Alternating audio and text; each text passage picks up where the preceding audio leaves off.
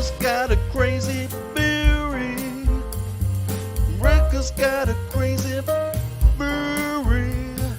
Rick has got a crazy theory. Hello, welcome, Mark and Eric. Hello Thanks for having me. Talking all things Andor. So if you're joining us and you have not watched the first 3 episodes of Andor, we're going to spoil it for you. So we're Keep not gonna watching spoil it.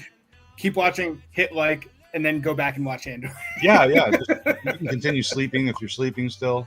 I didn't take any screenshots and make a little list of things to talk about. I just want to go over it. It was a 3-episode dump, but it worked out to be a nice intro to this new storyline. I like the way they did that. Yeah, it was very good. Like each episode had something really cool in it. Like it started off with a bang. Like it had some action. Mm-hmm. It looked and sounded good right away. I got some Blade Runner vibes with the nighttime and the neon lights in the downtown of the red light district. If that's what it's going to be, right? Yeah. So, and like right away before there's any dialogue, we're introduced to like space whores and like sex workers in Star Wars, really, without them saying anything. Like that's what those ladies and creatures were in those little bubbles sticking out of the alley. Had those little bubbles, and they're like, "Hey!" And some of those bubbles had little holes in them. So and there's a vending machine there. There's one guy, getting his credit so he can go, have his night's worth of stuff. So did anyone else get some cool Blade Runner? I think that's on Star Cruiser. Blade Runner vibes off that. On the rooms on the Star Cruiser. Yeah. Oh yeah. Absolutely. Yeah. Welcome to Rolando. Hey, Rolando. Oh. Fabulous Disaster and his meat sabers. Fabulous. That's what those holes were for. Meat sabers. That's what those holes are for. Meat sabers. Insert meat saber here. Pre-Dole being there. Definitely. I did watch a couple of the breakdown shows, like some of those guys, like rock stars and some of those guys, because they always find cool little Easter eggs that I might not have caught. Yeah, although I only watch Heavy Spoilers. That one too. Like, but I'm Spoilers is the one that's like go-to. Every time I watch the program, I go to Heavy Spoilers. Because I think he's brilliant. I watch them all. I subscribe to a few of them, and many other ones show up in my feed because I do tend to watch a lot of those shows. Yeah.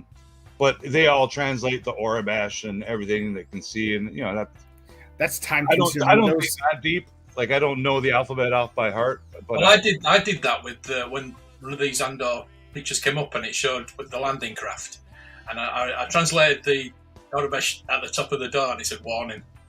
Yeah. Sometimes it's just like that, or it'll be an address that might be really 1138. Yeah, like they might, warning. Really mundane stuff. We're like droid parts and stuff like that. So it's they're not giving away any cookies without without paying for it. G'day, Michael. Michael.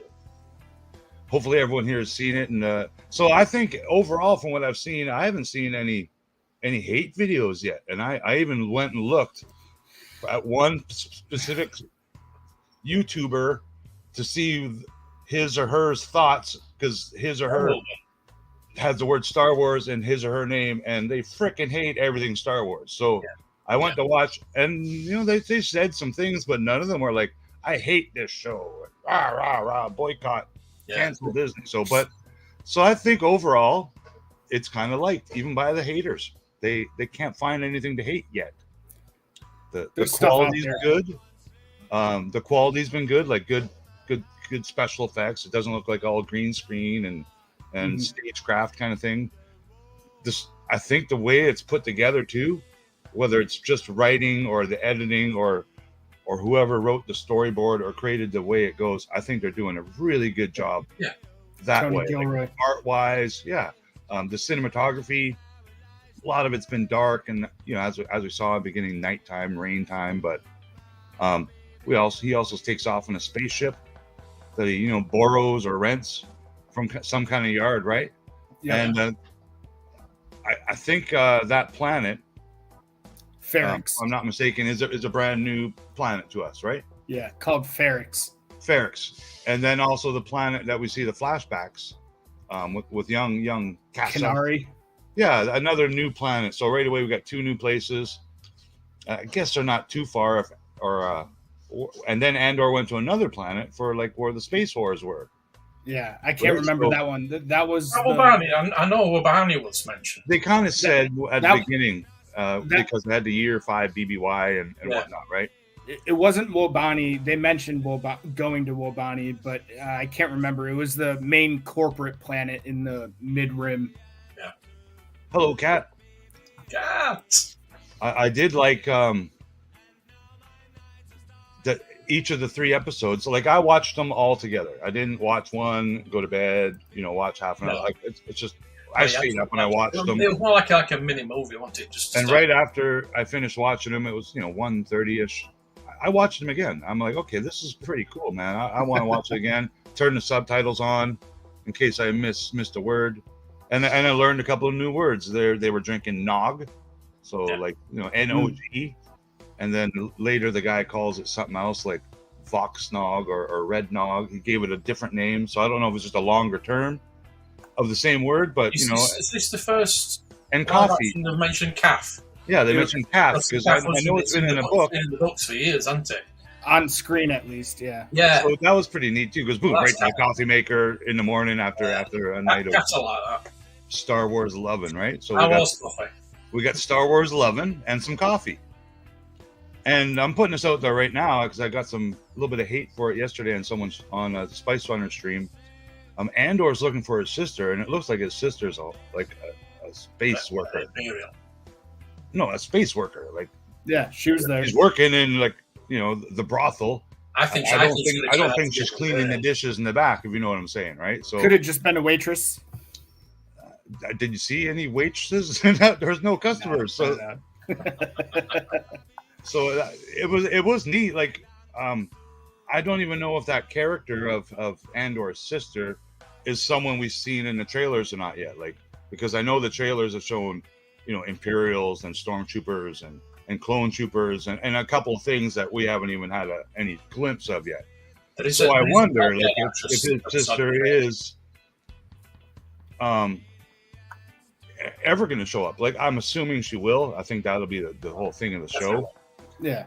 They don't put things in like that just for nothing, do they? Yeah, and is it just me, or was everyone but Andor like from Ireland? Like, instead of just the typical Imperials with a lot of the British UK accents, I noticed a lot of Irish.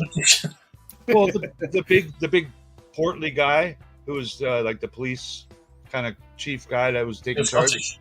Or sorry, Scottish. I know because it was filmed in Scotland, so yeah. A lot of the casting, and I'm like, it's just interesting because I noticed the difference in accent. That was the guy who played Jan Royce in Game of Thrones. Oh, is that right? Okay. Yeah. He's great. I like his character. I hope, he doesn't like get, killed in the next episode kind of thing. Because I think some of those people might get off. But what did you think about the young guy trying to take charge and, like follow his own orders kind of thing? Because his superior basically told him, yeah, just sweep it under the carpet. We don't want any, Imperials messing around here. We're good here kind of thing. Yeah. And then he goes and does his big investigation and, alters his uniform, which is kind of neat to have him called out for. Did you change your uniform there, sir? Oh, yeah, I might have, taken it in here and added some piping and stuff. So, like, he's going all out, right? And then he recruits some guys, I guess other security people, which I think we know this is a security firm on this planet or sector that's kind of hired by the Empire. So they're not official like Empire people, but they're employees of them, right? I think that's what we're being led to believe here. Yeah, they're company men. Yeah. So that's kind of a new thing that we're seeing in Star Wars with these contracted out, aren't they? Yeah, contracting out instead of. So maybe we learn a little bit more about the introduction of like the stormtroopers, how people volunteer to be stormtroopers, and as opposed to just being clones or, everyone being, Daniel Logan or Tamara Morrison. I like the sergeant though. He was a good character. For sure. Yeah. Now, do you see what do you think the fate? What do you think the fate of these new security guys are? Because when it all ends, remember they're kind of saying, "Oh, after that," the lady says, Andor's adopted mom says, "After that noise stops, that's when you got to worry." So Well, does that mean all those people are gonna like rebel against the security now that they stop making that noise? At this point, at least the main guy, he sticks around. I'm not sure about the sergeant, but based on at least footage in the trailer, the Empire is going to realize, oh, well, there's something going on here, and we need to step in. So that's when you start to see Imperial troops show up. True, and because another thing, because I think there's 2 or 3 trailers for sure.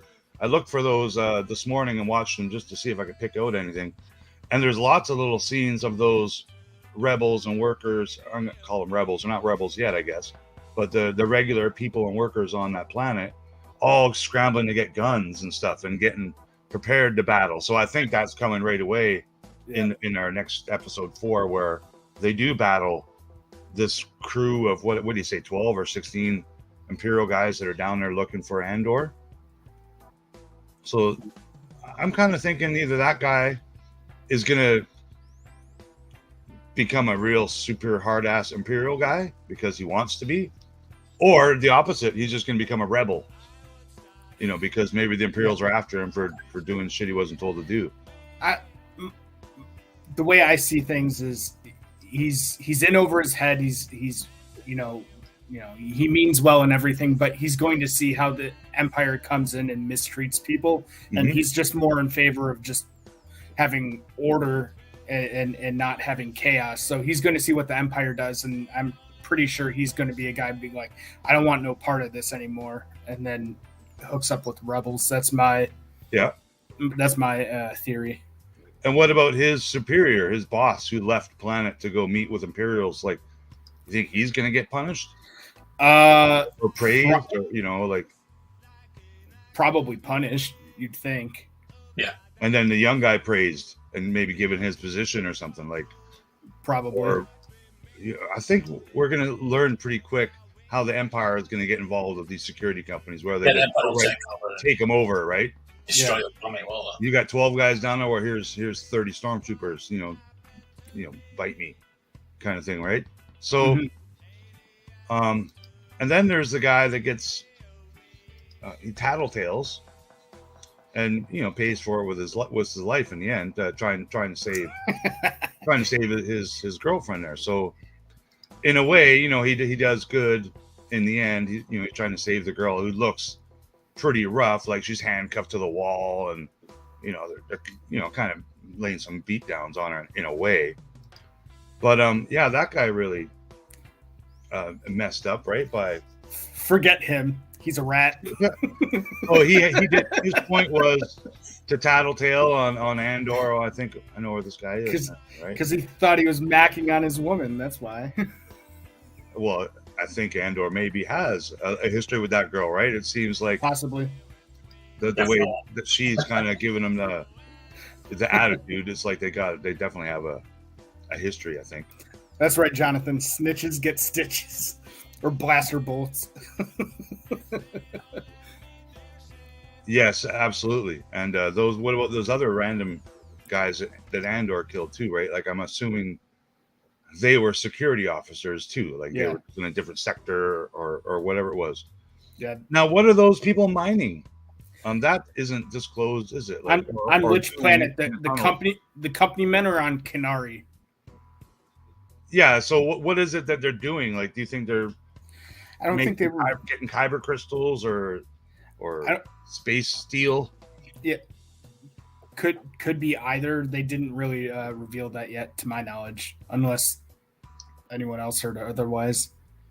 And I wonder if it's different than what is being mined on, like, Andor's home planet, as where the kids are. Because they showed, like, big mines and whatever kind of operations going on there. I heard there was something about a disaster there on that planet. Yeah, and it sounds like it's the Imperials saying that's what happened. So we know, like, propaganda, like they're exaggerating or they're outright just lying completely. Kind of like this bearded, security guy was like, "Oh no, we'll just brush it under the rug, like just hide shit." And even Darth Vader in Rogue One, "Oh no, you guys didn't blow up that city with the Death Star. There was a mining accident there," because they're not trying to spread the bad rumors about the Empire for whatever reason. Like, no, the people gotta believe in us. It seems like that, right? But timing wise, one thing that kind of confused me a little bit, and maybe I just need to go back and rewatch.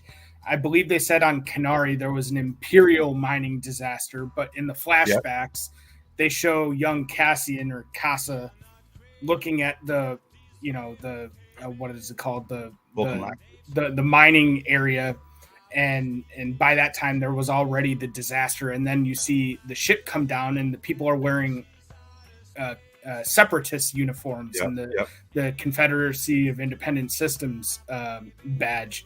So at that time it still would have been the Republic, unless it was just the Empire, early days of the Empire, and there were still like separatists flying around right before they good. I've heard people talk about that too, because in this point of the timeline, like, this isn't the 5 BBY, this is the flashback, so we're kind of estimating it's 30 years before or whatever.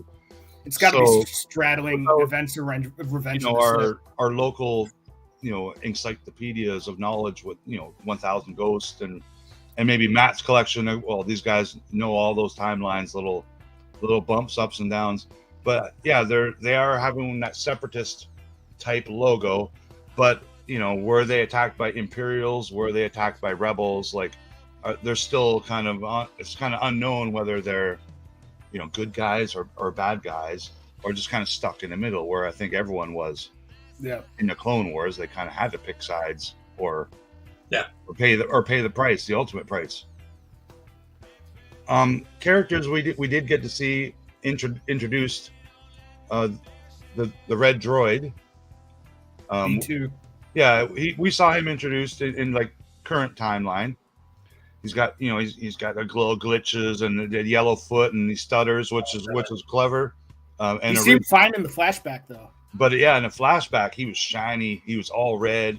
He had 2 red feet instead of 1 yellow feet, and he didn't stutter exactly. So we're gonna learn whatever tragedy happened to R2 BMO or B2, whatever his name is.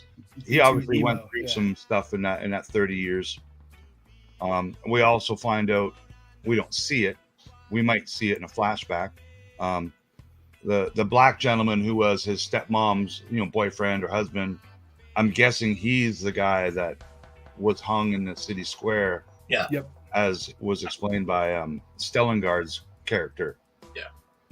Now, my question about the Stellangar character being the only other guy besides Andor that's not Scottish, I think he's an Imperial spy. I think they're not. I don't think they're leading me to believe that. I'm just thinking, you know what? Yeah, this guy's not going to be a good guy. He's going to be a total bad guy, and he's going to like, if the rebels have spies like Andor, why? Of course, the Imperials got to have people, not just bounty hunters and ignorant officers who can't obey orders. I just think he's going to be a twist where he's turning someone in or something, like, and he's trying to learn how Andor. Because he's asking all those questions. Well, how'd you do that? What do you mean you just walked in? Like, just taking notes. Like, I'll pass this on to my boss. This is what he did. This is how he got in. So it's interesting. I don't think he's going to be the hero of the show. Let's put it that way. Certainly a possibility. He's a great actor. I love his accent, and he pronounces Andor. He's the only guy that pronounces it differently, and how he can just like have a whistle and that was a good touch. So is that OnStar, Space OnStar, or what are they called in GM vehicles nowadays? Separatists, yes. So a different emblem that we saw on the cloners, who had their kind of cloning kind of facility emblems, which are all, there's so many symbols and stuff. A lot of us know them all, but they all come from different histories of the timeline. Yeah. I just want to see that Imperial logo, bam, which is on that little Vern's battery case that Andor has. He's got one of those Vern brand battery cases he stole. It has a nice embossed Imperial. I think we see a giant version of the Imperial logo on in the trailer. in a trailer on Coruscant, where the military base is. Yes, because we saw it introduced. I think In it was Clone Wars. introduced when the Emperor, now the Emperor, the Imperial Senator, whatever he wants to call himself, he's in that big Senate with all the ETs and aliens, and you can see on the ground it's now an Imperial logo. I think when we first saw that scene, that Senate, they didn't really show the floor, so that maybe that logo was always there and we just didn't know it, or it was added as soon after, right? B2 emo. Yeah, neat droid. Neat droid having an accent, or not an accent, a stutter. We have to assume it's going to be a hero. He must do something really heroic, a la R2 style, to get all damaged and lose his ability to speak.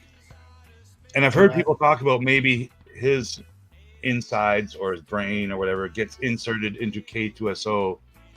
I just kind of don't think so. Maybe something like that happens. And but either way, eventually we'll see K2SO and how Andor meets him or her, right? So,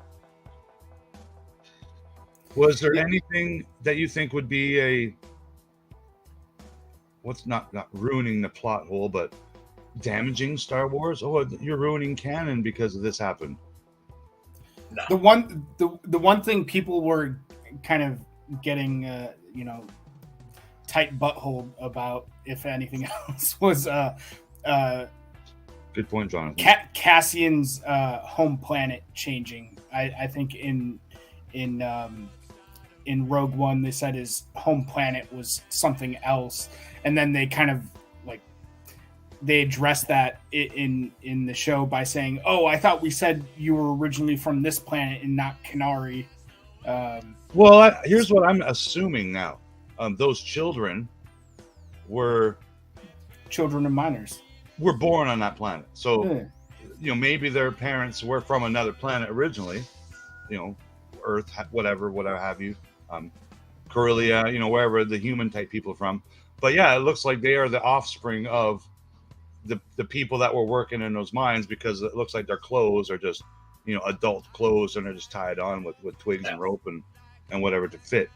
And we're not given any subtitles when they're speaking, which is kind of a interesting thing. Like, you tried that?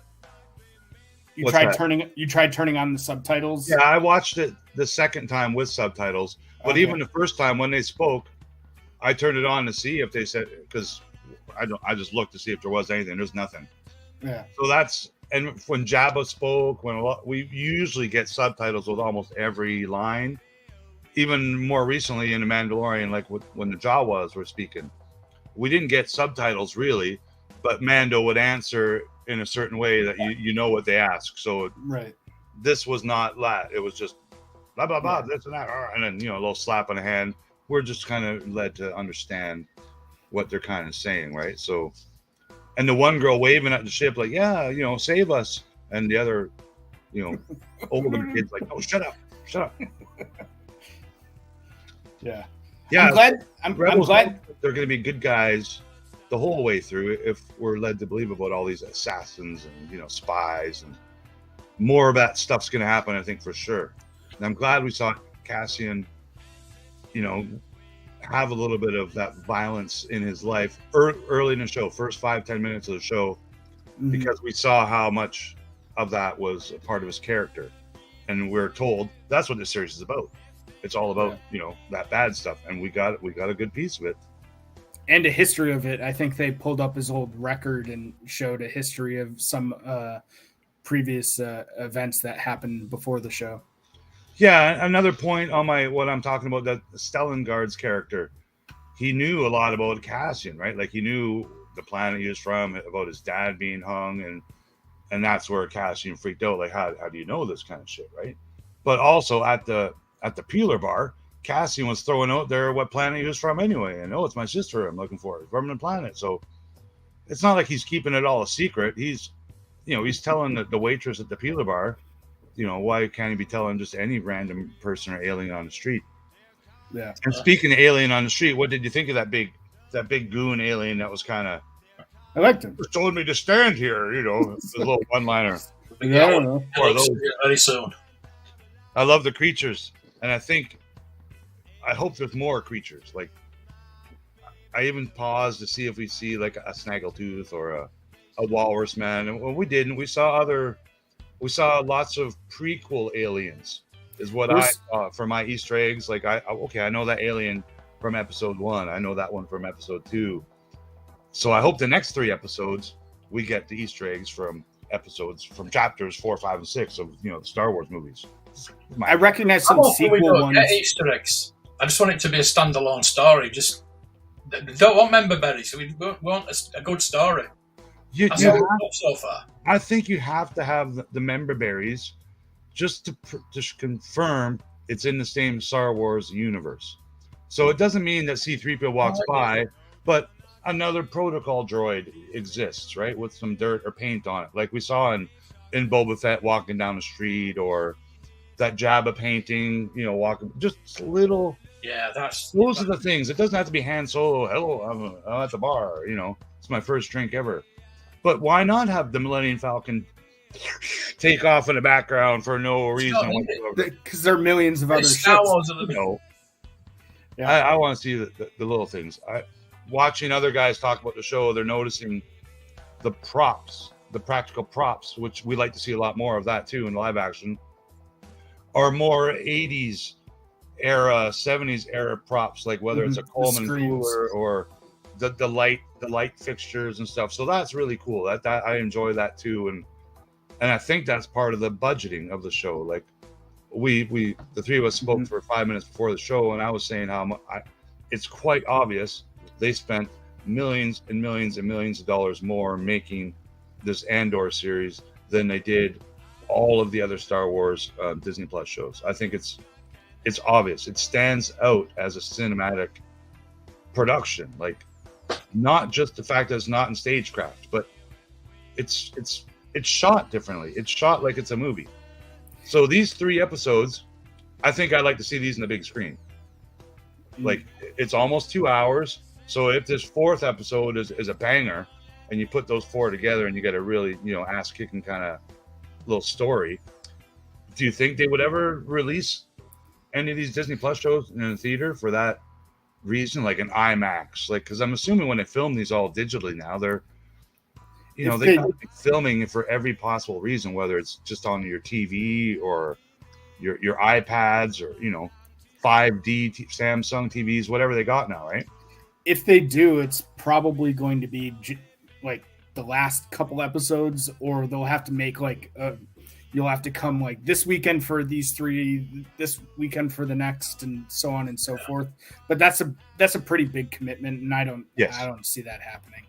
But do you think, as it is right now, like they'd have to do any major work or spend money to make this available in the theater? Like, do you think they could just email this file or put it in a thumb drive, however they do it nowadays? Yeah, but they're not going to put it in theaters. They want people to subscribe to Disney Plus. No, I get it, but I mean, Disney Plus.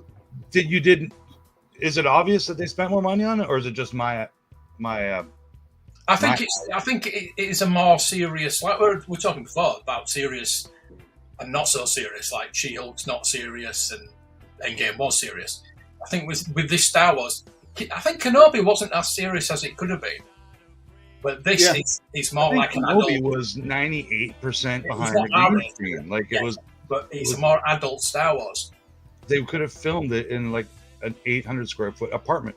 Like it's not expansive. Like even when they were fighting out in the desert, it wasn't even a real desert. Like they poured sand on the concrete in their studio, and they printed the desert behind them so it looked like it was expansive.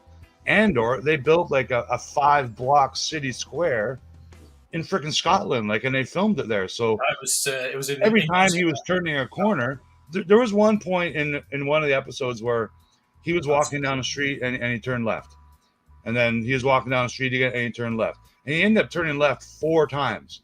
And I'm like, okay, in the real world, you just went in a circle, But on the show, it was a different building and a different doorway. Everything was different every time he was walking somewhere. None of that was, I think, none of that was the stagecraft.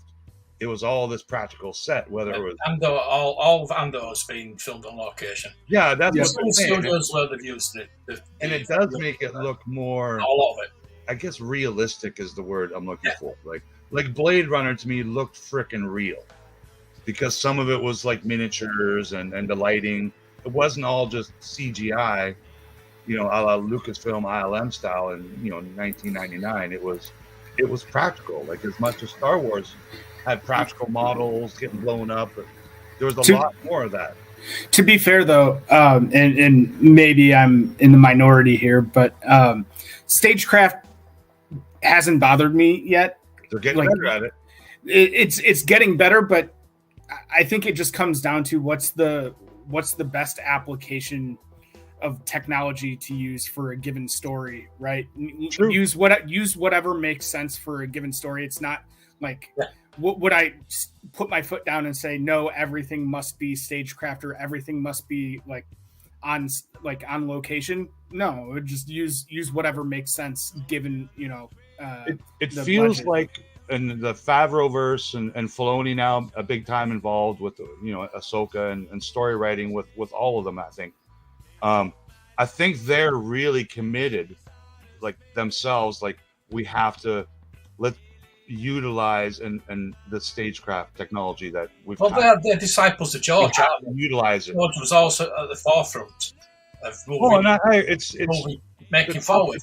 It is top. I was also in the forefront of using new technology. They created ILM created new technology. They're purposefully not avoiding it, but they're like, let's see how much we can do without this stagecraft. And to me, it just looks like it's higher budget by. I mean, your director doesn't want to use it. He doesn't want to use it, does he? No, I like that. Like, is it just because of that director? Like, do you think any of the other new stuff we see coming forward? Acolyte, the one they're filming now with Jude Law. Do you think they're gonna okay, let's go the little set like they did for Andor, and let's try to use it probably stagecraft as possible. It probably depends on the show and whatnot, but I don't want to spread misinformation, but I'm pretty sure Tony Gilroy insisted that this was going to be all on location. That's awesome. Stagecraft wasn't going to be used, but that's just him. That's a good call out, Jonathan, because it's as fun as She-Hulk is. It's like the CGI is kind of like, well, let's make it look like it was made in the 80s, and that's where I think it looks a little budgety, because I think they wanted to look like an NBC show in 1990, which I like. I like that. I was saying this ahead of time, though.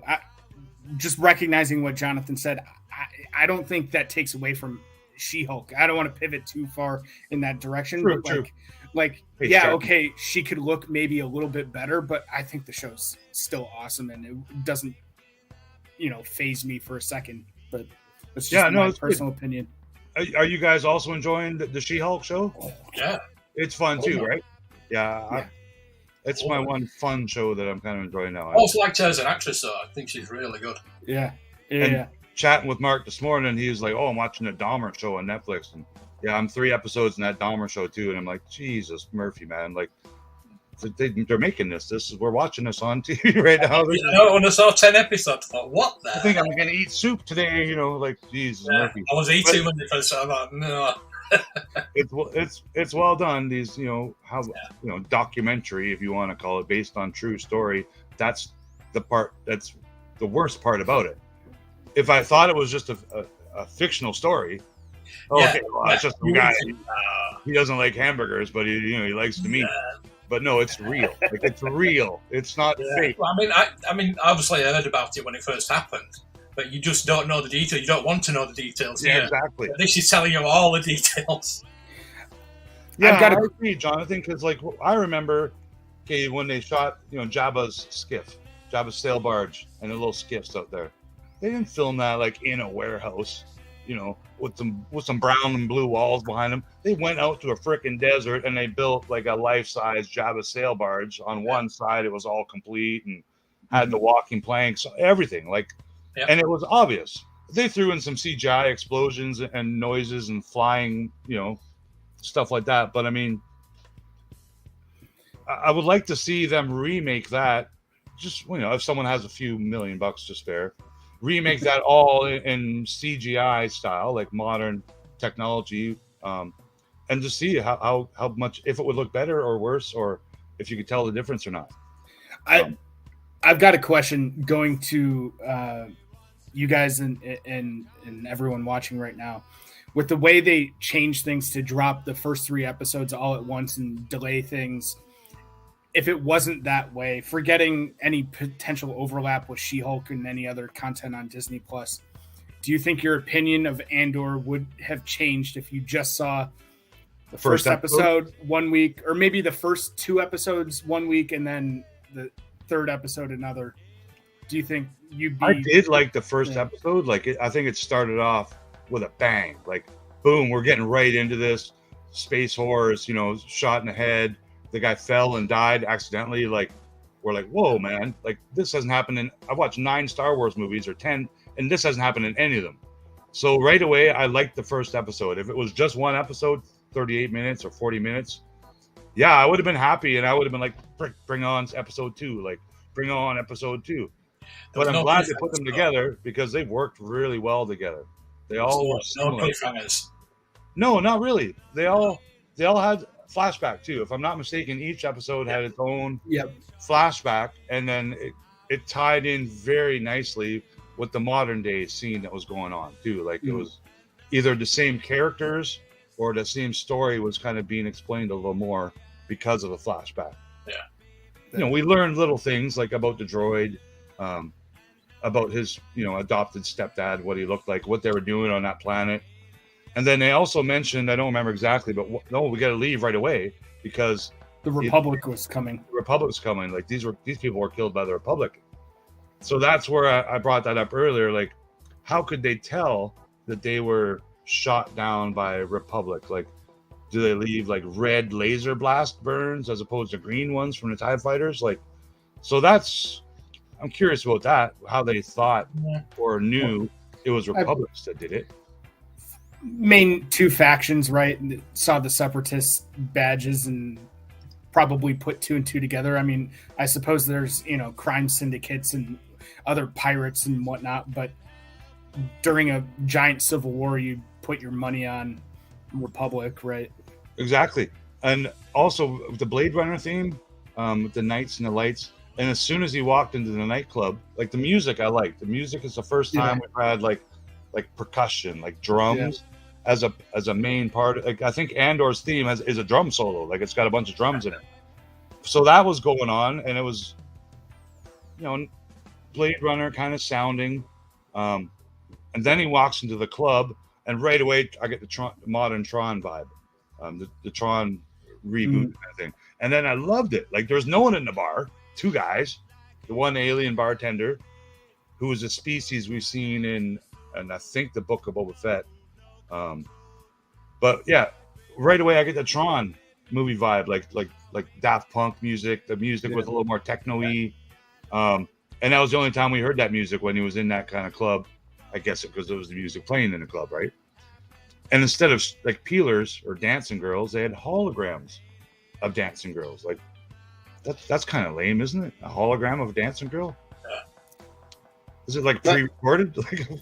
I thought that was just a musical entertainment. Yeah, I guess it was music with a little 3D picture that goes with it. What about you, Mark? What about the distribution? You think it impacted your opinion? I said before, 3 episodes. It was just one mini prequel to the series, I think. Yeah, I'm with you. Oh, absolutely. 1 minute of story. Yeah. It was all set up. This is all the background. This is Andor. Now we can move on. Yeah, I feel like episode 4, based on, I think some people got early access to the 4th episode as well. And from what I think I've heard is things really start to kick off with episode 4. That's kind of what I heard too. And I'm glad that, I don't know why, but there hasn't been a lot of like leaks or spoilers that I know of, or that I've seen or read about. and I'm glad about that because Boba, Mando, there's a couple little leaks and whatever things and that, but Rancor wasn't leaked. Danny Trejo wasn't leaked for me. You'll get a lot of leaks from Black Star. Cranston wasn't leaked for me. Like all the stuff that I really enjoyed about the show wasn't spoiled for me. So I hope Andor continues like that. And I don't open Twitter later and and they showed Darth Vader slaying a bunch of or whatever, right? So I'm glad about that. Again, I like the Easter eggs. I hope we see more. Whether it's do you think he's going to go to a familiar planet now at this point? Like where's him and Stellan guy going to? Coruscant, probably, right? Because it wasn't brought up, right? Yeah, they didn't show him taking, or no, maybe they did take off. I can't remember if they were in the ship and it just cut to black. He just whistled. The ramp comes down, and yeah. So what I did notice too is the spaceship that Andor's parents were flying. That's like where it's very Space Winnebago looking. So I like that, like space balls. And it was also it's the same vehicle he kind of lives at in the junkyard or wherever it's kind of parked. Yeah. Yep. So that was kind of neat, and you see because you can see the same view from the windshield, so to speak. And the compartment where they were storing some stuff up above. Yeah, it's the same compartment was used for both. It's where he stashed his thing, right? Yep. Yeah, 3 episodes I think was a good call. I would have been happy with the one, but I'm all more. It could have been 6 hours. I still would have watched it all, and I don't think any of it was sleeper worthy or dragging. It's good storytelling. Comparing it now to Obi-Wan and the Mando and Boba Fett, you know what? It's the same. It's the same universe. I'm very happy with it. I like that they keep doing original things, whether it's music, what their new series are doing. So I have to assume now Ahsoka is going to bring on her own new music and stuff with. Even though I don't think we're seeing a lot of new directors and stuff on that show, Filoni's going to really take a big stab at, I hope, most of those episodes because we know he's a good director from his cartoons and his episodes. His episodes he's done in the Mandoverse. So I hope he gets a crack. I hope he gets a crack at every episode for this series and he either fails or explodes and becomes a great live action director producer because I think he's got the skills.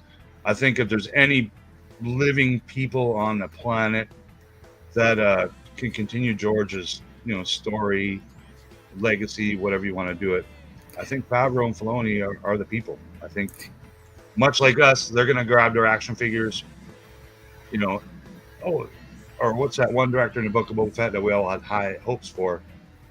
He pre-made an episode with action figures and showed it to Robert Rodriguez. Yeah. You got the job, buddy. I love your enthusiasm. So I know they got the enthusiasm for it. I'm pretty sure it's their top priorities in life when it comes to work and the legacy they want to leave behind. So I don't think in the future they're going to spare any expense on any of these shows. I'm with Paul. We need more of the bell ringer. Yeah, his action figure better come out in the retro collection.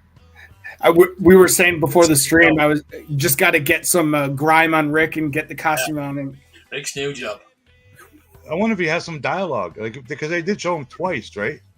Yeah, 2 or 3 times I want to say. Yeah, at least twice. The morning, wake up alarm. Everyone go to work at the same place, kind of thing. And the evening one, like the end of the day, I think. Something I've seen people talk about, and I spotted it the second time around, when those workers are coming out of their tunnels or wherever they're working, and they're hanging up or picking up their gloves.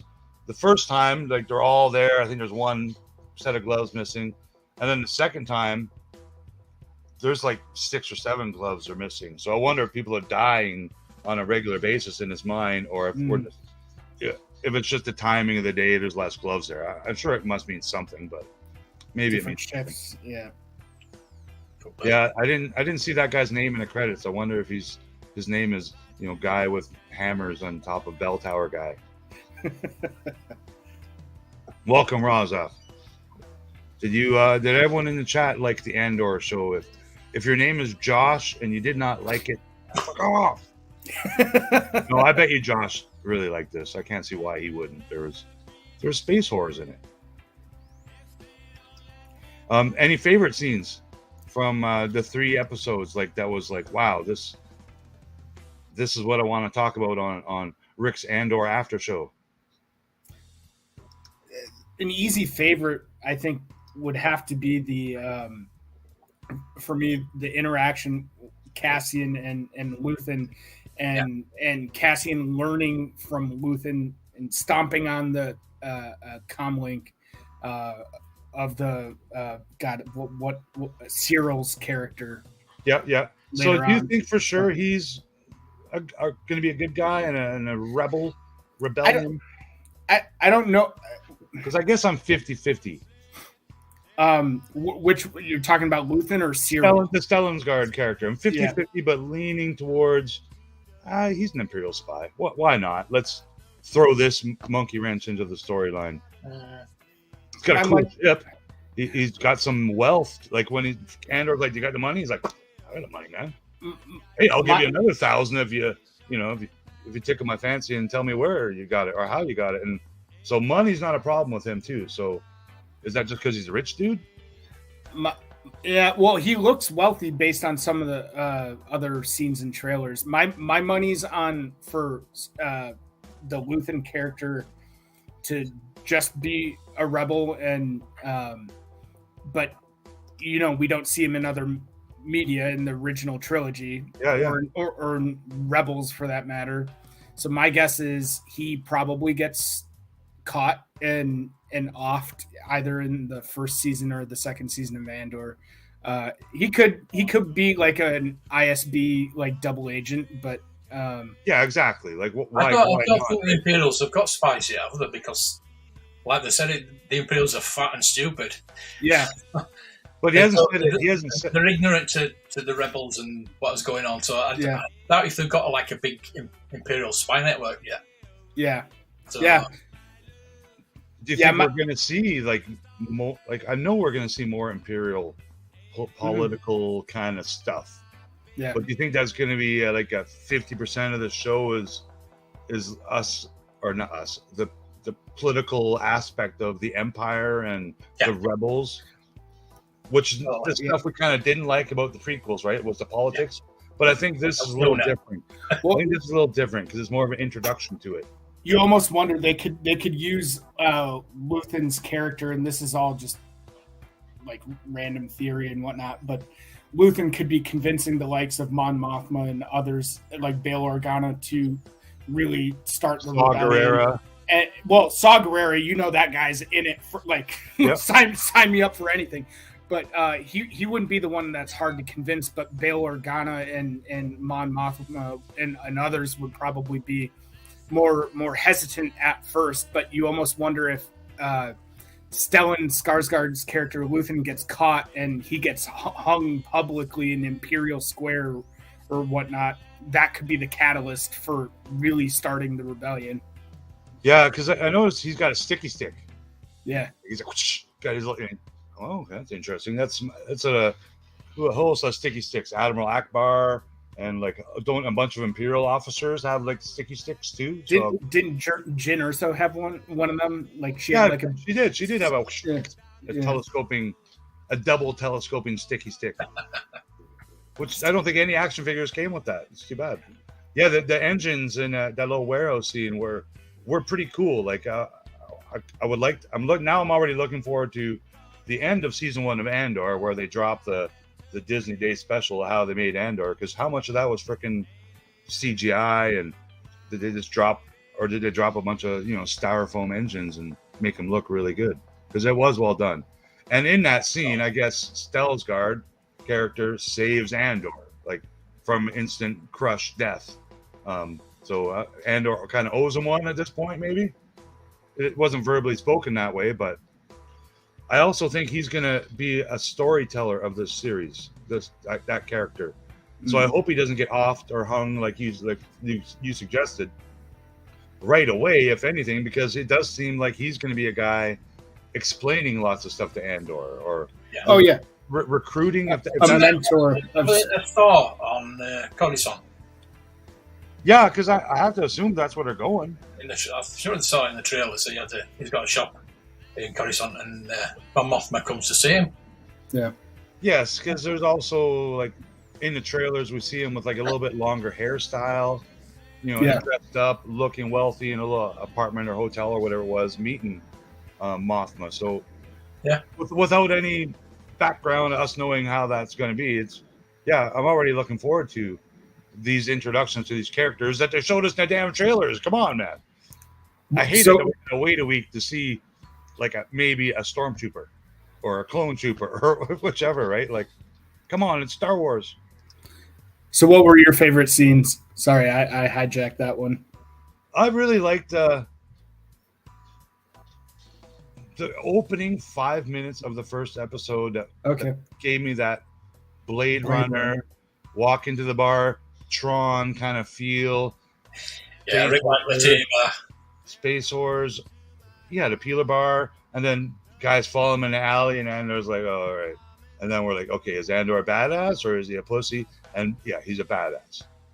Boom. So I think that was my favorite part of the first 3 episodes was the opening 5 minutes. Everything, music.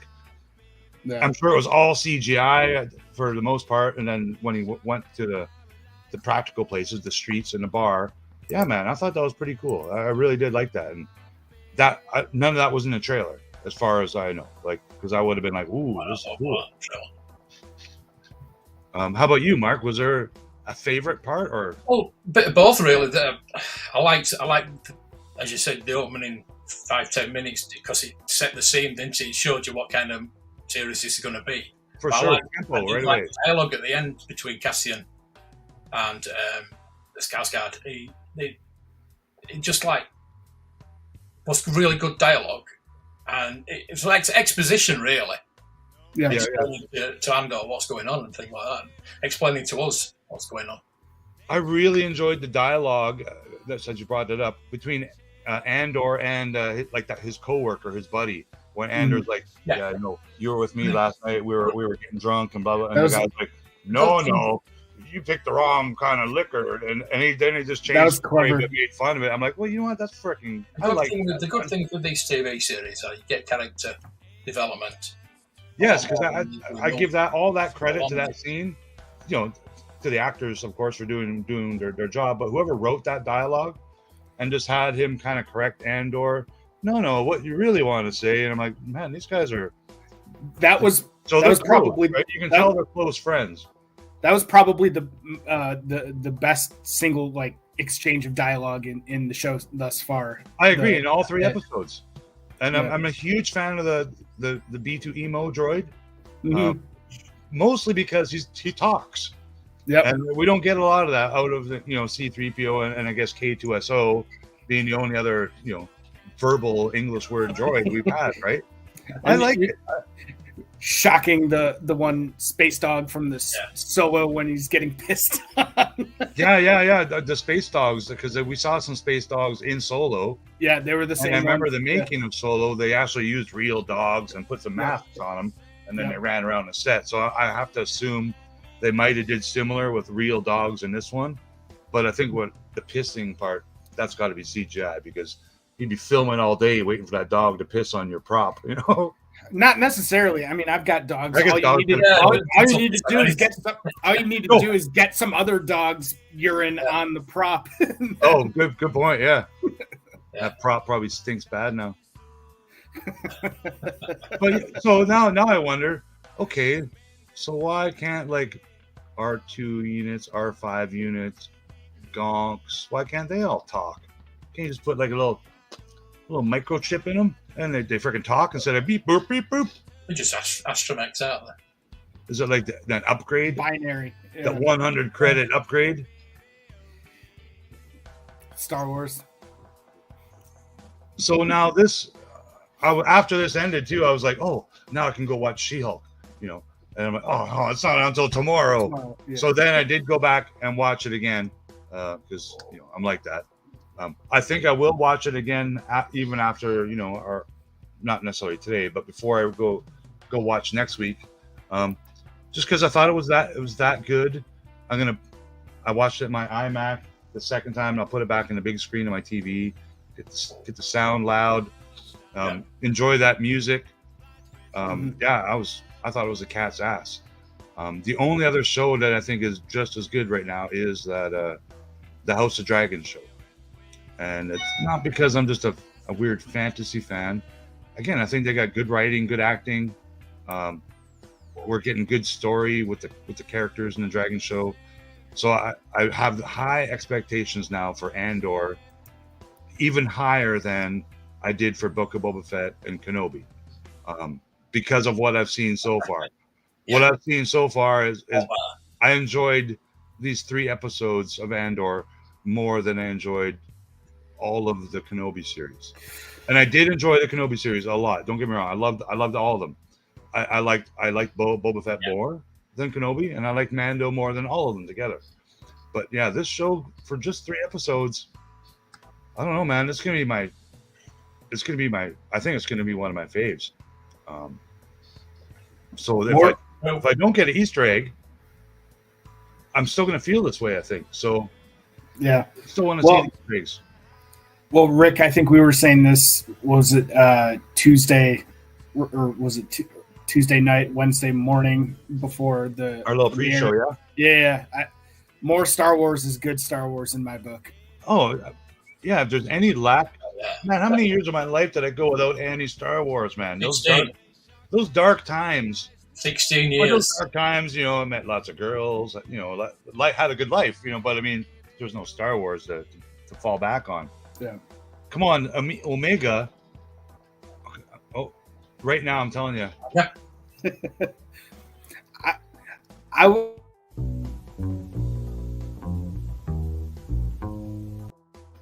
Omega is alive right now in this timeline. Somewhere she's alive. I thought she was going to show up in Book of Boba Fett, if anywhere.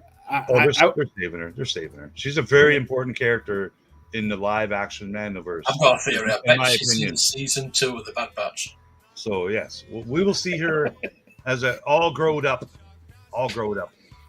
and yeah, that's all I gotta say about that. But no theories on this show, really. Like, other than, I guess, in a way, we know the outcome, right? Not of the series, but of his character, what his purpose is. We know he's successful with it, but yeah, like, I don't think there's anything now. I don't have other expectations of what I think could happen. Do you know what I mean? Like, theories wise, like, I don't have a lot of theories on this show now. Like, I kind of think this Stellan Guards guy is not always going to be cracked up to be. He knows too much, so I think he's going to be something bad's going to happen to Caspian because of him, I think. I just looked up on StarWars.com in their data bank the official description of his character right now. Luthen Rail, a mysterious man with an eye for valuable finds. Luthen Rail will go to great lengths and traverse the galaxy to locate the pieces he needs to achieve his goals. So they're not even saying he's like a member collector guy. Is what he's collecting. I wonder if he knows Dr. Aphra then. Can we get a Dr. Aphra? Please. There was a couple of leaks, whether, I don't know if they're leaks. I didn't see them in a trailer, but him in a room of antiquities where we see that Sassy Tin's Jedi mask. Is that his name, Sassy Tin? Plo Koon. Or Plo Koon. Plo Koon's kind of mask, because the alien creature, he's got like a fancy metal mask. We see that, as well as like a helmet and some other kind of armories. What other character have we seen that with? Had a room of antiquities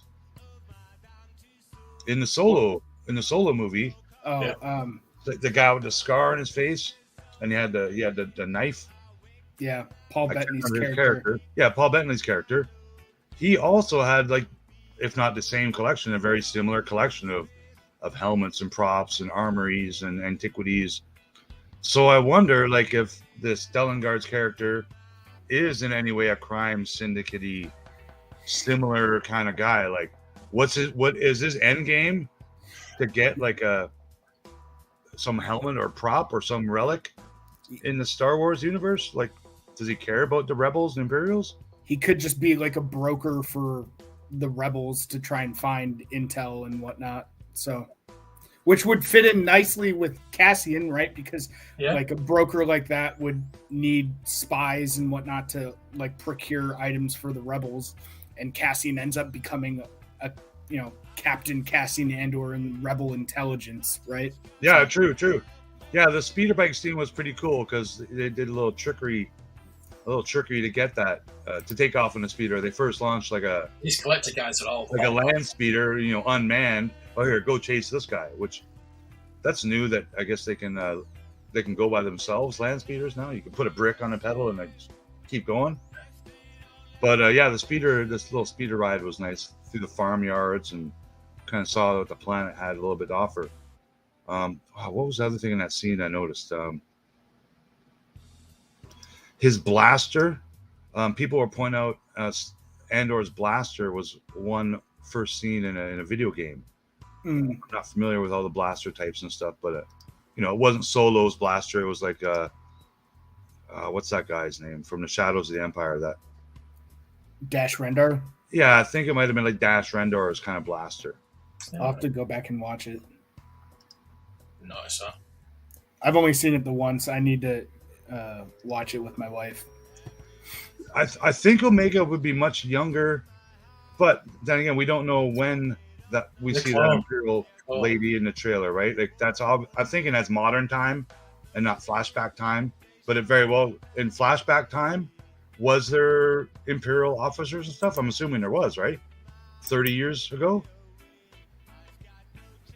Well, I mean, there were Imperial officers as soon as the Empire, as soon as the Republic became the Empire, right? So I'm thinking with these flashbacks now, that all seem to go back to the 30 years ago. But the last flashback we saw was Andor and his sister was him leaving, and Andor being taken by those his two adopted his two kidnapping parents that kidnapped him, literally just drugged him and kidnapped him. So is there a reason for there to be another flashback to that planet now, for any reason whatsoever? Andor's not even there now. It's a good point. You might, if anything, I suspect there'd be like two opportunities for more flashbacks to is it Canary planet?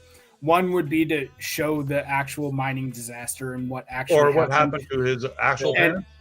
And what happened, and then what ended up happening with his sister but that would probably happen whenever he finds his sister, not until then. Yeah, I think you called it there. I think the flashbacks we get now will be before that. Like it might be just a year or two before. Like we don't know how long those kids have been on their own. Maybe a little while, by the looks of it. Or maybe it's just been days or weeks or something, right? And they're still coming to figure stuff out. But yeah, now so in the trailers we've seen like phase 1 or phase 2 clone troopers. Yep. And then we've also seen, OG stormtroopers. So phase 2 clone troopers, I have to assume are flashback scenes that are to like teenage Andor now. Because I think when Andor was a kid, I'm using my Star Wars math here. Phase 1 clone troopers is what would exist. And then when Andor is maybe 10, 12, 13 years old, that's when we see these phase 2 clone troopers with, So now I'm throwing all these timelines out there. They're going to introduce another timeline to us that we've not seen in live action. And I think that's teenage Andor. Yeah, right after he goes to teenage Boba Fett and Omega as well. So it's another timeline that's early Mandoverse, pre-Mandoverse, but still ahead 10, 15 years. Wow, I just thought about that now. Because I want to see those clone troopers. I want to say when they showed the clone troopers in the trailer, that appeared to be on Ferrix, the planet they're on. So okay. I think it does look similar. You're right. I think you're hitting the nail on the head. I think you'll see clone troopers visiting Ferrix right after the Empire forms. And Andor's a teenager, and his dad gets hung. Yeah, for maybe something. By that era of clone troopers. Yeah, I think that's that flashback, right? Yeah. So there's a flashback there, and or remembering his dad or the invasion of the Imperials, if that's what it was. Thrawn. There's a good reason for us to be introduced to live action Thrawn that show him, in this timeline. And my dream right now, I want to see Veers working his way up the ranks. Veers was just a cool character, not as cool as Piet, who got as far as I know, in all pop culture, movies, cartoons, literature, the only character that got a promotion, like in the same sentence, like from, Captain Piet to Admiral Piet, as the other guy's choking. Ozzel. Yeah. Yeah, so he got a promotion in ranks literally in one line of dialogue. So it'd be interesting to see any of these Imperial officers whose names we know. The dude who talks shit to Vader, you and your wizardry. That guy, as 20 years ago, working his way up the ranks. Like, is that Mahdi or Taggy? Yeah, or all of those characters. Yeah. One or two of them has got to at least show up and be yapping at Tarkin or Thrawn or Krennic or any of these guys before they're at their highest ranks, right? Like Governor Tarkin was a governor at one time. Same with Piet and all those other guys. They were lower ranking officers. Did we get that security officer's name? Was that? I guess they did. So it's not going to be a character we know. The woman? No, the guy who's got his suit altered. Oh, Cyril. Yeah. Okay. So yeah, he's not going to be an existing guy we know of. No. But I'm looking at the StarWars.com right now for the data bank, and they are showing that one blonde woman in the white Imperial officer uniform, that she is a member of the ISB. So you will see the ISB in action in Andor.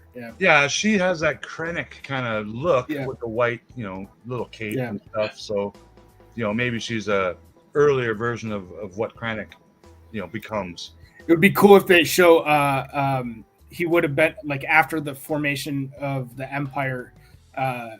He went from Admiral to Colonel Yularen from the Clone Wars. He was he was on the Death Star when, or at least I think wrote him into being the one guy in the white uniform in the Death Star in the conference room. But he was the guy who's the narrator of the Clone Wars show. Yeah, good point. Did we see a version of the Senate in any of these Andor trailers? They showed the Senate building in the inside, didn't they? I think they did. So I wonder when we get to see the Senate, if we do see Ian McDermott's character, pre, Emperor, but it's the Emperor as we know him, but purple Emperor, or any of the other creatures that we might have seen in the prequels, like the blue elephant guy that was a sidekick, that other guy with the. Do we get to see E.T.? Yeah, E.T. They weren't. That would just be an Easter egg, if anything. But yeah, like I don't remember that character's name, but that big blue elephant guy was kind of like his right hand man at one time. Masameda was the other guy. He was the blue guy. Who else was brown nosing to him? But any of those characters, like Sile Bibble is a character I remember. He, old man with a big beard, with Amidala and those senators. So I can't see any reason why we don't see like any of those senators, even if it's just a flashby, like Senator Jar Jar or whoever's senator at that time. Those are the Easter eggs that all the 20 and 30-year-olds want. I want Hammerhead sitting at the cantina, having a nog or whatever they're drinking. So instead of a space cantina, we get the space, nightclub peeler bar, which I guess is one of my. Are we going to get that play set? Are we getting any toys out of these first 3 episodes? I doubt it. Not from the prostitutes. No. No. Although that hairdo is pretty cool. Back of prostitutes. Must be fan made. Yeah. What I noticed too, another girl came in, a working girl there, had the same haircut. Yeah. So it was like the in thing that everyone had those sweet flat tops, which is okay in Star Wars. But when I see, a black elf with a sweet fade on the Lord of the Rings show, I don't know where he's getting his haircut. That's all I got to say about that. How do you get a sweet fade in medieval times with an axe, like a sword? A sword, yeah. Magic elf swords. Yeah, so I don't.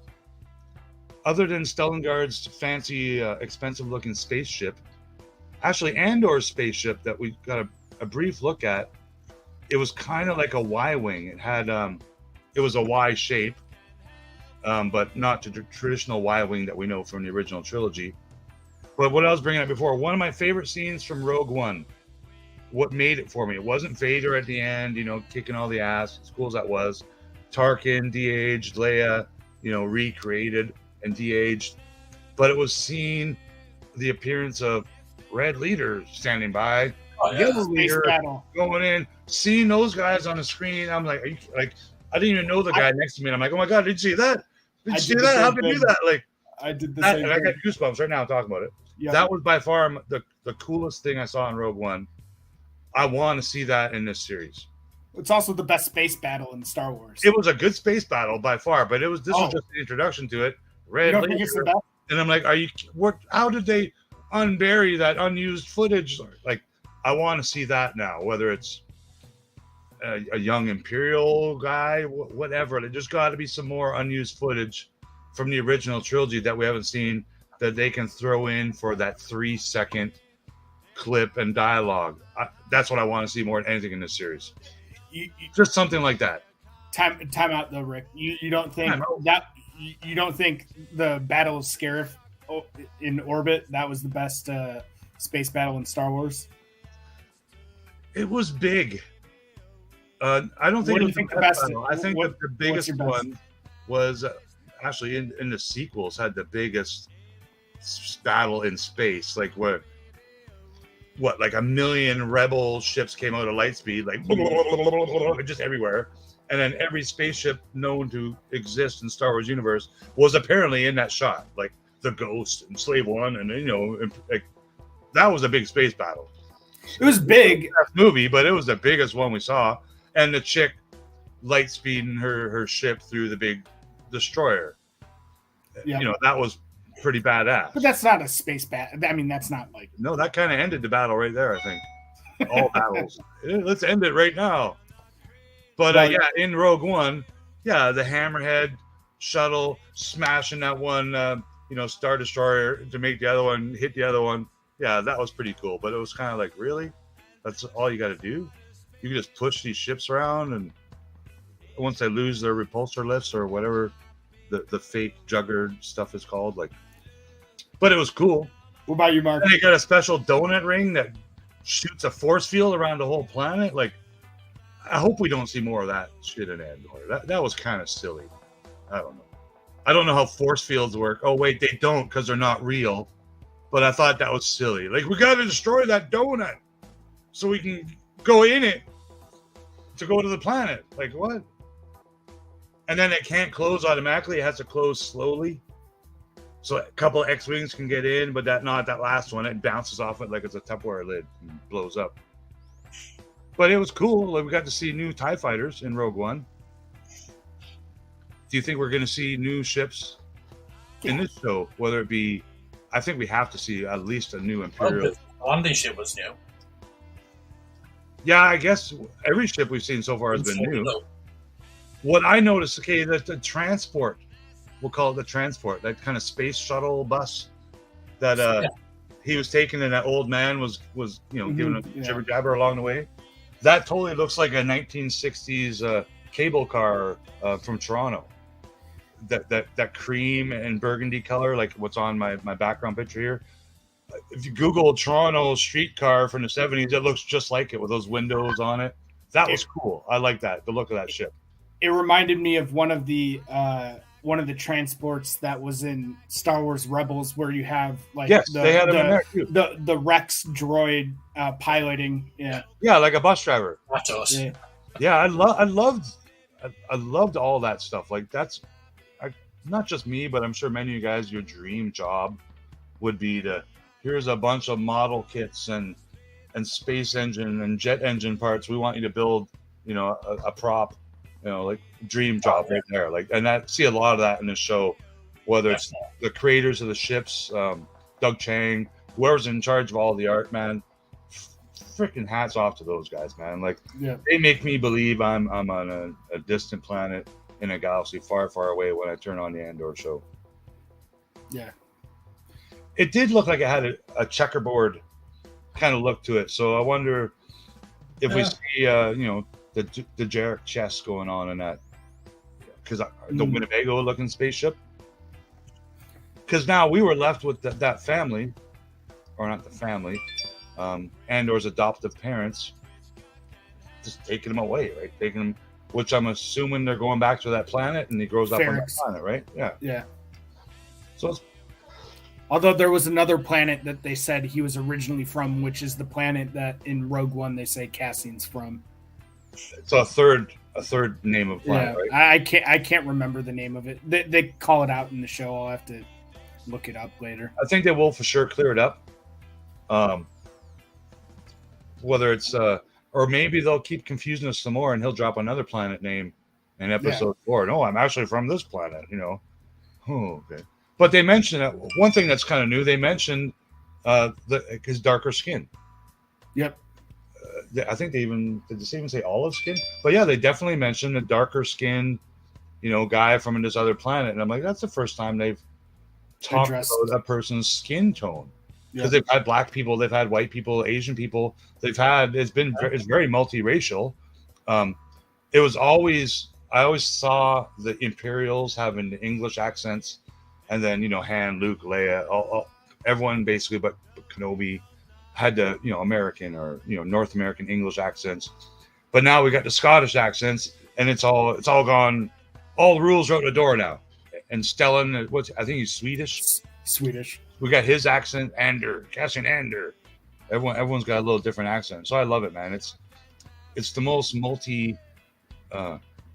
universal kind of show there is, I think, and I hope to see more of that.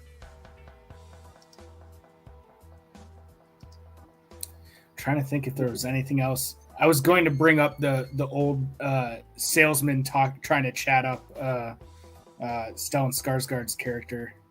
But he was good at that, right? So I wonder what his professional life existed of before his antiquity collecting or becoming a rebel recruiter guy started. Like, it just the wealth came from something. Do you think he's a supplier of ships or weapons or something to Imperials and whatnot? Because that'd be a good way to make a bunch of money. I'm sure in the past. Right, and there's probably still. Yeah, I'm sure he's still got connections, but it seems like he's doing more personal business for the rebels, right? Child kidnappers. We have child kidnapping on the Disney Plus channel.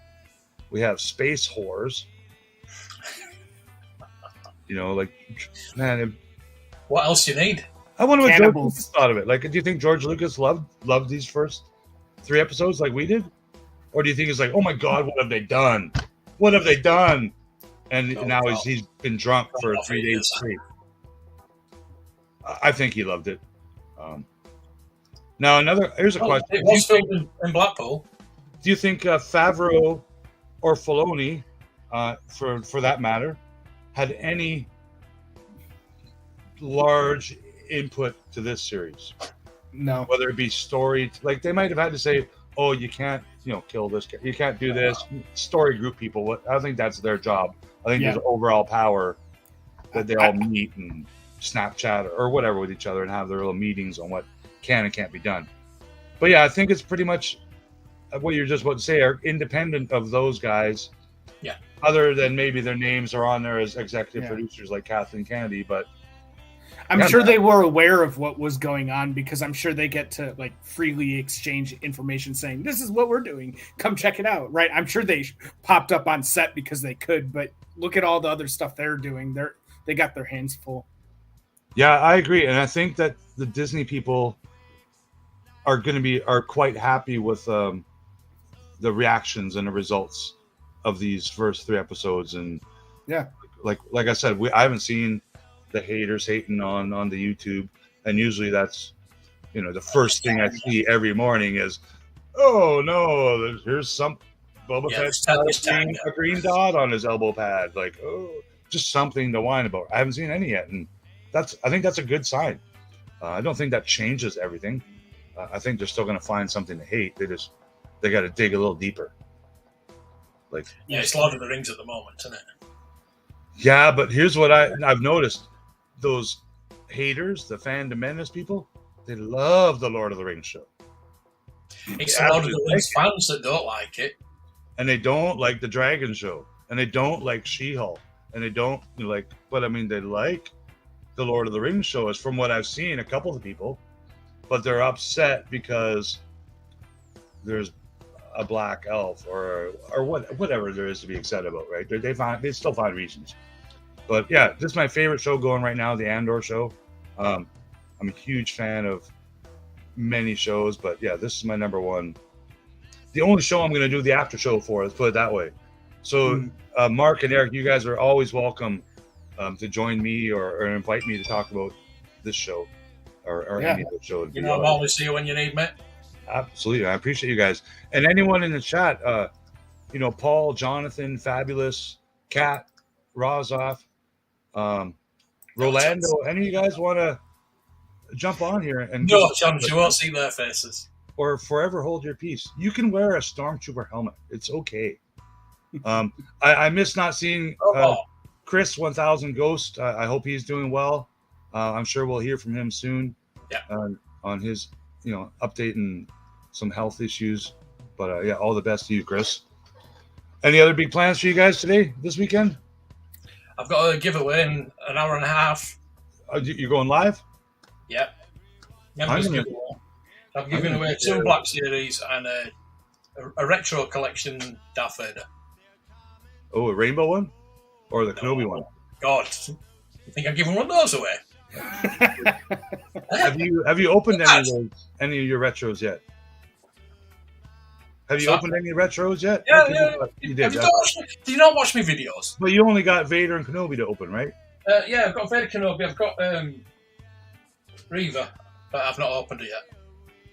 I'm still to open it. Yeah, they all got something really cool I like about them. I hope to eventually edit and upload the videos I've made with my retro figures. I really dig them, man. I really, really, really hope there's at least one wave of the Andor series in the retro. Like, I hope they keep that going, even if it's just 6 figures. I'm sure. I really hope they do. Mando, they ended up doing 2 waves. I can even see a 3rd wave coming because Mando's introducing some cool aliens. And we're getting the Return of the Jedi ones next year, aren't we? Yeah, we know we're getting the repros of the Return of the Jedis, but I'm liking the new stuff. Like, that's my number one favorite toy right now. But I'm going to tease. We'll see next week, right? Yeah. Well, why not? I'm going to tease something here. Is that working? Oh, yeah. So 2 new pins dropping end of the month. We got red snags, and we got blue snags. Blue snag. So the blue snag is going to have some nice shiny silver boots, and his belt buckle should stand out. And what I'm going to do a lot more of these pins now, since I'm so happy with how Han Solo and Chewbacca turned out, is I'm going to add a lot more screen print elements. So these little highlights and stuff on his chest and stuff. These will be screen printed instead of trying to get all those details embossed in the metal. So I'm having a lot of fun with these. And I hope everyone likes them because it helps me pay my bills and eat food that's not Mr. Noodles. It even helps me eat Mr. Noodles. I'm not going to lie. Once a month. We did see Space Noodles. Did you see the blue Mr. Noodles? Yeah. Space now Noodles. I want to try that. Just look, 1 drop of blue food coloring. Yeah. Just for some photos. With some green milk. Green milk, blue milk. Yeah, that was neat. I'm glad you brought that up. There's one more little new Easter egg that we haven't had yet. Like, and he was eating it out of like a paper takeaway thing as well. Yeah, it was like Chinese takeout, right? The microwave. And it kind of reminded me of Iron Man. Like, oh, that guy's playing Galaga. I saw him. Guys sitting at their workstation, kind of thing. Yeah, that was good. The coffee was good, a neat little new thing, which has got to exist. Of course, they got some kind of caffeine. We haven't seen anyone smoking a death stick yet. I'm still waiting to see. That would be the prime opportunity, is to have a couple of dudes in the alley with their, however you intake your death stick, whether you eat it or smoke it or snort it. I need to know. I need to know how death sticks work. This would be the show to do it, right? If you're going to go dark and whatnot, and you've already touched on some. Can it go much darker? Yeah. Oh, I was watching, like that Jeffrey Dahmer show. The last episode I was watching, the guy started pulling down his jeans, and I'm like, yeah, nope. I paused it and went to look for a new video on YouTube. So that's where I'm at in that Dahmer show. Like, he's about to whip out his wing wang, and I'm like, yeah, I don't need to see that right now. It's too early in the morning. Can't watch that stuff. It's in the freezer. It's in the freezer. Freaking good acting on that show, though, man. Jesus Christ. You got to be, I don't know. Unbelievable. Go watch Dahmer. A little bit creepy in real life to pull that off, I think.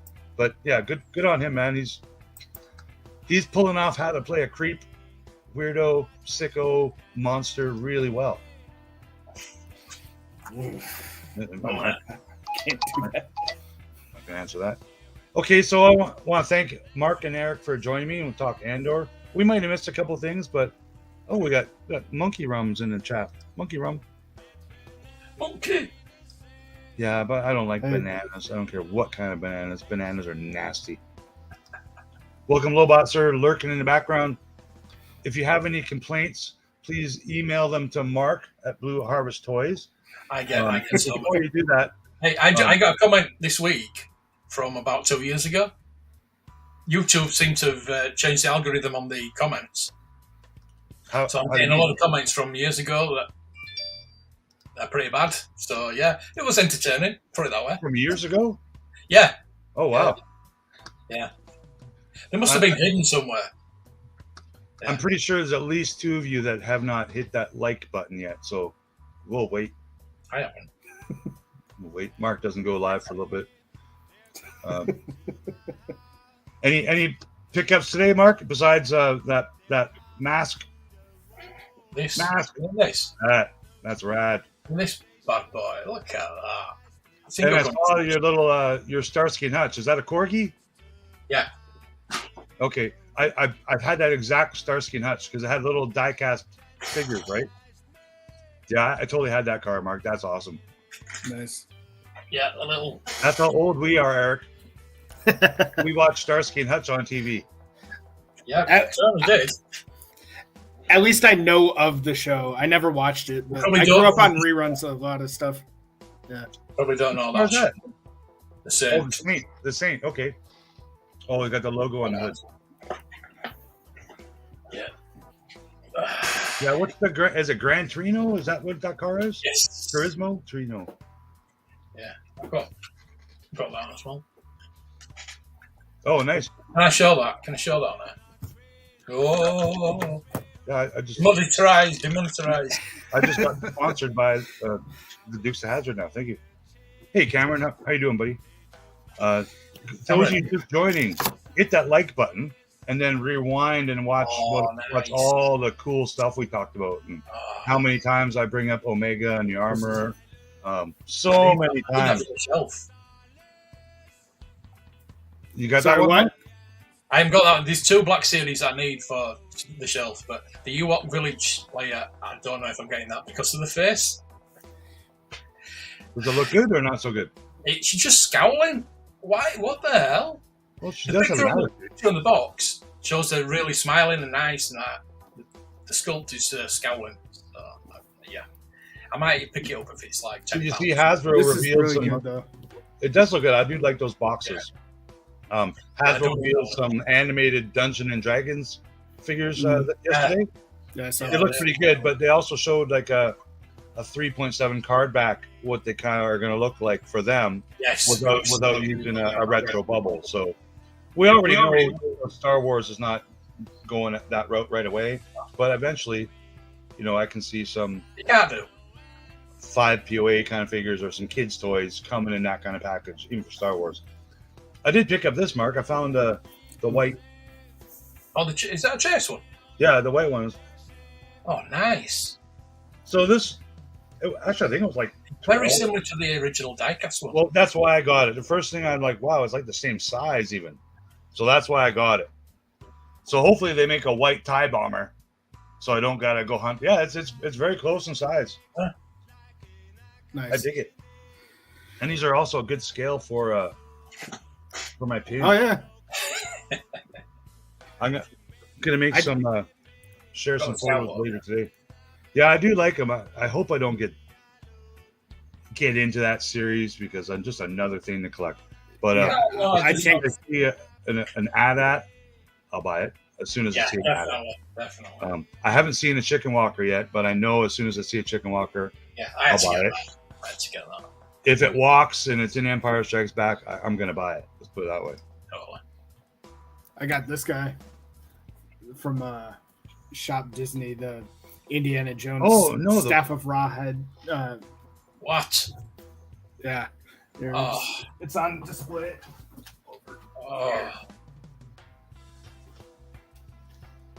Oh, that is so cool, dude.